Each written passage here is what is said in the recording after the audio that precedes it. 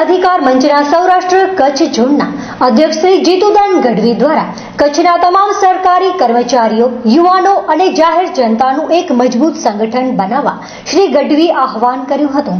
તેમજ કચ્છ વિસ્તારમાં ઉપસ્થિત તમામ ફિક્સ કર્મચારીઓને મળેલી જીતનો વિજય ઉત્સવ ઉજવવામાં આવશે.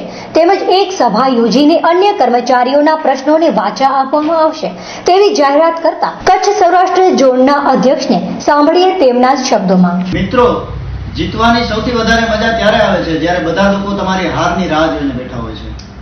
સૌપ્રથમ તો ગુજરાતના તમામ ફિક્સ કર્મચારી મિત્રોને પગાર વધારા બદલ ગુજરાત જન અધિકાર મંચની ટીમ વતી ખૂબ ખૂબ અભિનંદન.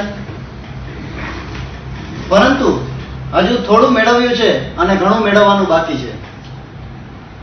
સમગ્ર રાજ્યના ફિક્સ કર્મચારીઓ, કોન્ટ્રાક્ટ કર્મચારીઓ, આઉટસોર્સિંગ કર્મચારીઓ, આશા આંગણવાડી બહેનો, બેરોજગાર યુવાનો તેમજ જાહેર જનતા ઉપર થતા શોષણ સામે એક ગ્રાઉન્ડ લેવલથી લડતું અને અસરકારક રીતે લડતું એકમાત્ર સંગઠન એટલે કે ગુજરાત જન અધિકાર મંચ, જેમની કાયદાકીય રીતે, રાજકીય રીતે અને રસ્તા પરની અસરકારક લડાઈના લીધે આજે આપ સૌ જાણો છો એ મુજબ ગુજરાત સરકારે હાલમાં જ ફિક્સ પ્રથામાં મહત્વના ફેરફારો કરી અને ફિક્સ કર્મચારીઓને અનેક ઘણા લાભો આપ્યા, જેના કારણે ગુજરાત રાજ્યના તમામ ફિક્સ કર્મચારીઓ અને એ ઉપરાંત એમના પરિવારજનો ગુજરાત જન અધિકાર મંચની ટીમનો, તેમના પ્રણેતા પ્રવીણભાઈ રામનો તેમજ આ હિતલક્ષી નિર્ણયના કારણે ગુજરાત સરકારનો આભાર માને છે.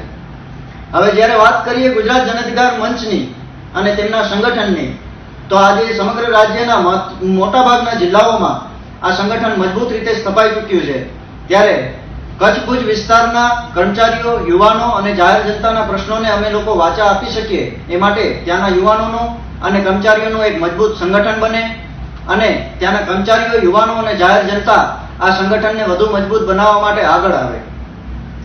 જેવી રીતે ફિક્સ પ્રથામાં એક મહત્વની જાહેરાત થઈ તેવી જ રીતે અન્ય શોષિત કર્મચારીઓ જેમ કે આઉટસોર્સિંગ કર્મચારીઓ, કોન્ટ્રાક્ટ કર્મચારીઓ, આશા આંગણવાડી બહેનો તેમજ બેરોજગાર યુવાનો ઉપર થતા શોષણ સામે લડવા અમારી સંપૂર્ણ ટીમ તેમજ પ્રવીણભાઈ રામ દ્વારા એક અસરકારક રીતે, બિન રાજકીય રીતે અને ગાંધી ચિંધ્યા માર્ગે એક અહિંસક લડાઈ લડવામાં આવશે, જેમાં આપ સૌ કર્મચારી મિત્રો તેમજ યુવાનો આ લડાઈ માટે અમારો સાથ આપો, અમારો સહકાર આપો તેમજ આ સંગઠનને વધુ મજબૂત બનાવવા માટે અમારા સહભાગી બનો.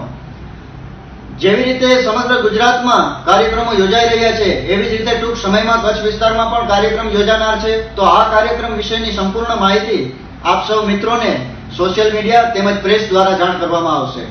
ધન્યવાદ.